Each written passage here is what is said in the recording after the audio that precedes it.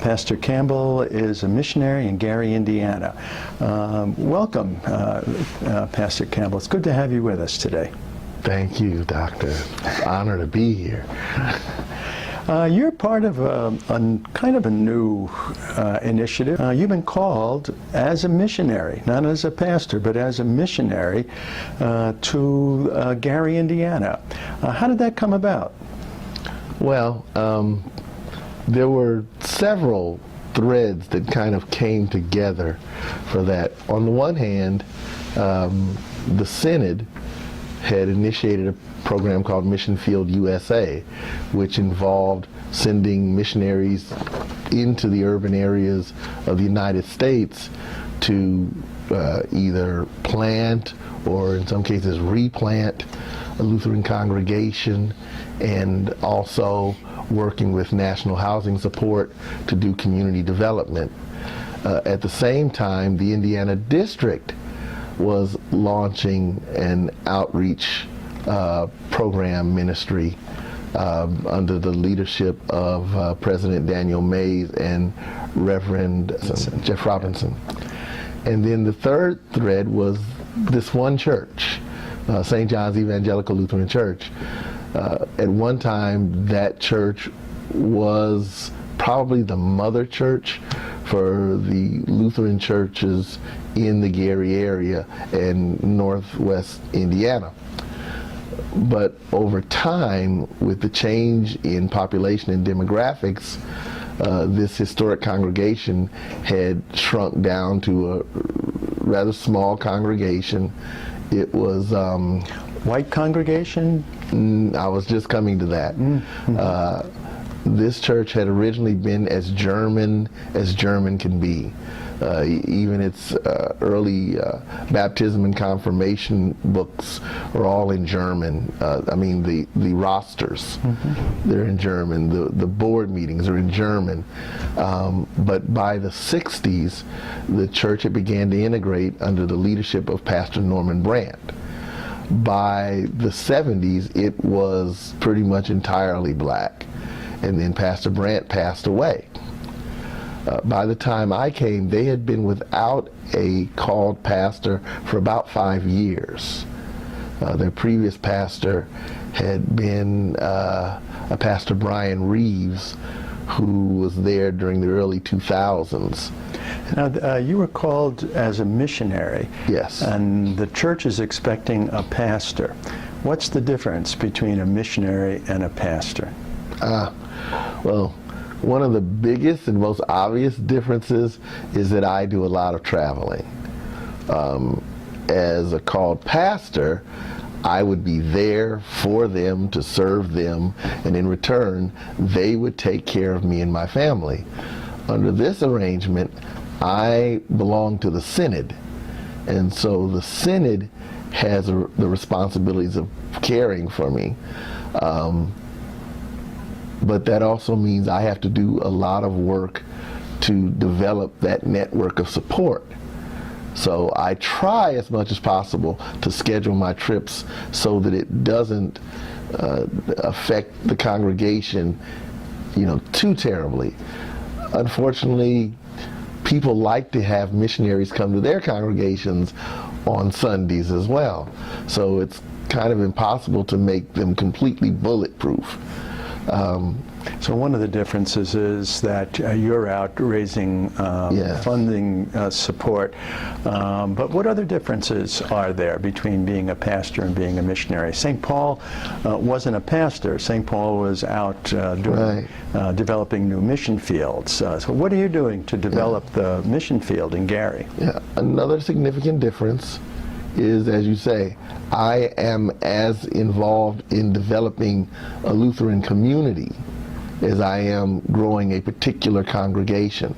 Now, of course, all of us, and all of us, called workers in particular, are called to the work of ministry.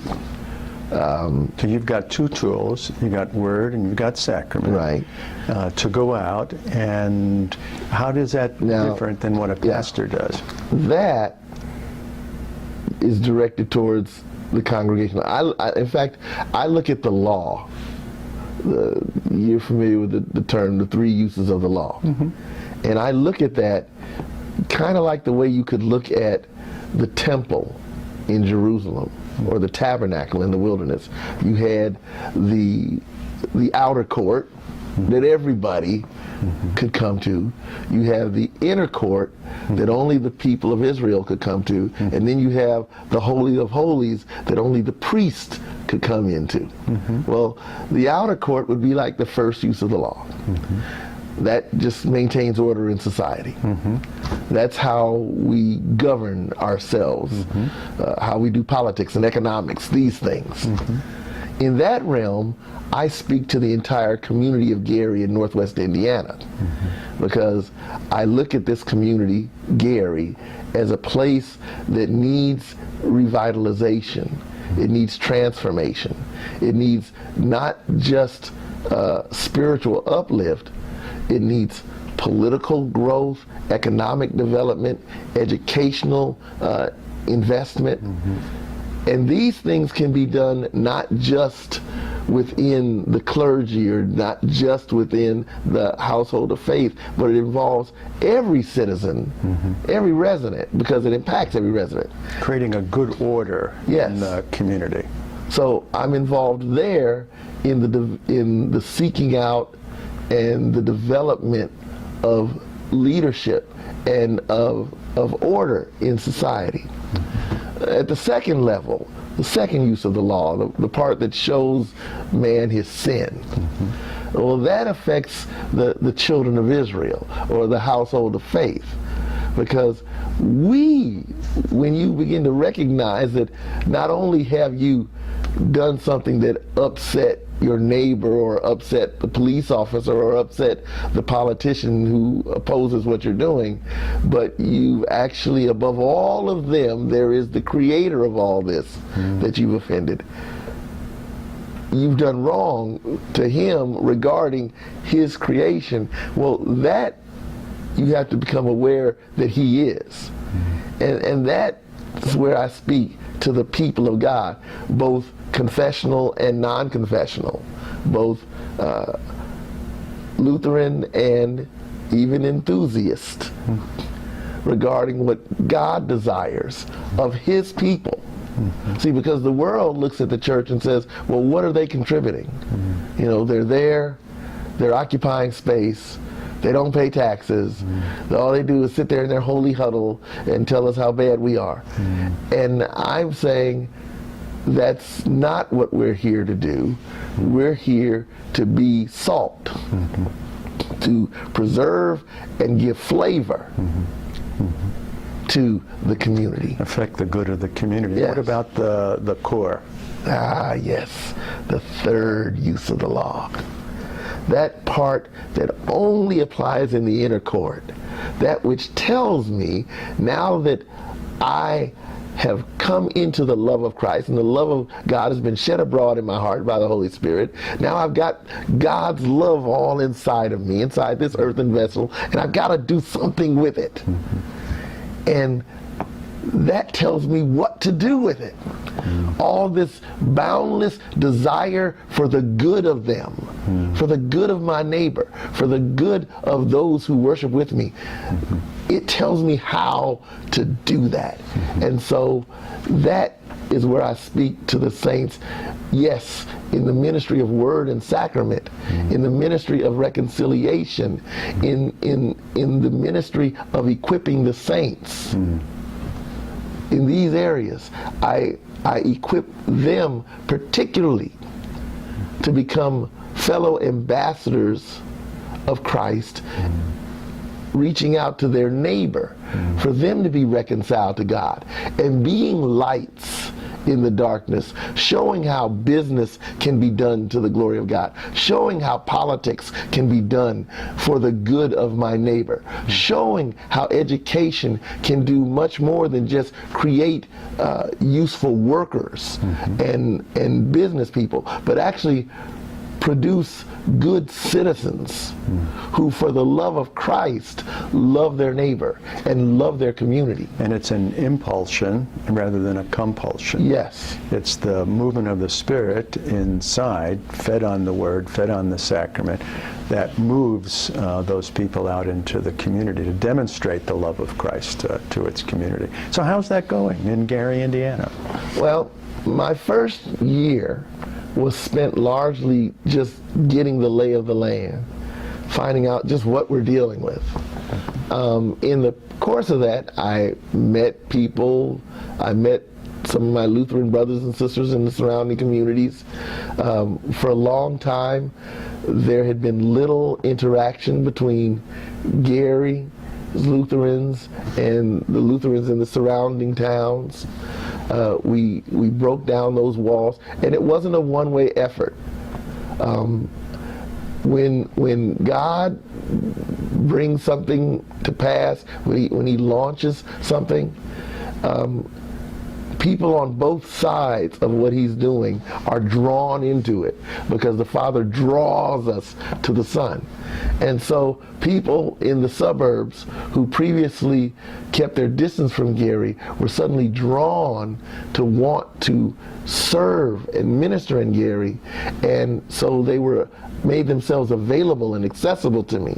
They came alongside and partnered with me, and the people in the city were suddenly drawn to let down their guard and let these people come in and partner with them. And what has the partnership done? When I first came, there had been a desire to launch a school, but it had not succeeded for a variety of reasons. But one of the reasons that was suggested by Reverend Dr. Roosevelt Gray, who's the head over Black Ministries in the LCMS, was that they needed the energy of the missionary to provide the vision. They had the material, they had the buildings, they had the concept, but they lacked the vision. And so he begged them to wait until the missionary came. And so when I came with the vision that God had shown me about the situation. And so we went to work, and the school opened. We had 15 students last year. We're on a track to have 50 when it opens tomorrow. And how did the surrounding churches help you with that? Oh, my goodness. In our first year, although the state of Indiana does have scholarship programs that you can use in parochial settings, you had to meet certain qualifications, and nobody who would have been in the school that first year would have met those qualifications. By the second year they would, but not in the first year. So we had to build scholarships, and the churches, our partner churches in the area, along with other churches who heard about what we were doing, they provided the money for those scholarships. In addition, there was some work that had to be done on the building itself. The building had been a Lutheran school back in the 1950s and 60s. Well, of course, that's a long time ago. There have been changes to building codes. There have been changes in technology, all kinds of things that building did not reflect. And so people came out, and in partnership with the congregants of Our Savior Lutheran Church, who owned the building, they modernized that building. They brought it up to the 21st century, got whiteboards in there, upgraded the electricity, put in internet and everything, and apparently in the 21st century, kids don't have lockers, little kids. They have cubby holes. So we had to get rid of all those lockers. It's amazing the things that we found in those lockers. I don't know if you remember the cartoon Hong Kong Phooey, but somebody had a Hong Kong Phooey lunchbox, and they forgot to take it home 40-odd years ago. But there was that. There was another initiative that we were involved in. There was a ministry called Rebuilding the Breach Ministries Incorporated that had been launched by a Lutheran pastor, possibly as part of a larger mission effort that he had, but that effort was not completely within the domain of the Synod. He had some ideas that were not well received. And so as a result, people were beginning to pull away from supporting it. Now, yes, closing that ministry would have affected him because he was also receiving a salary, but more importantly, it would have affected the people who were clients, the residents in the Bakery House and Lydia House. And so rather than allowing it to close, I pulled that into the mission and said to the churches that, look, let me have this, and let me find you an executive director. Let us work on this. And all we ask you to do is just not pull out. Just stay with us for a year. And they agreed to do so. Now we have had 24 people complete the transitional program that the executive director, Mr. Michael Nix, instituted. We have working relationships with other nonprofits in the city that help in areas of employment, mental and physical health issues, helping people to get even such simple things as getting their Social Security cards or completing their high school education. You know, we endeavor to do all that we can as Lutherans, but we don't endeavor to do it alone as Lutherans. And it sounds like you're making an impact. What's the final thing that you would like to see happen in the mission? My goal, my desire, is that Gary, Indiana become a confessional evangelical community. Not necessarily that every preacher in Gary would be LCMS, because I know that there are some preachers in the city that barely finish high school, much less go to college and then go to seminary.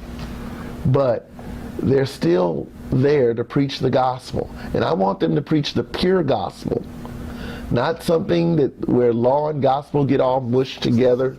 Salvation by grace through faith. I want them preaching the gospel of Jesus Christ. So you're not only affecting the secular political, but also the religious climate of Gary, Indiana. Yes, because this is going to outlive me. This isn't just about, saving a church. This is about saving a city. A city, yeah. And I think we can do it. Well, I'm very thankful that you were here to be with us and share this. Sounds like a marvelous initiative, and by God's grace, wonderful things can happen. Thank you very much. Thank you, Dr. Robert. Thank you.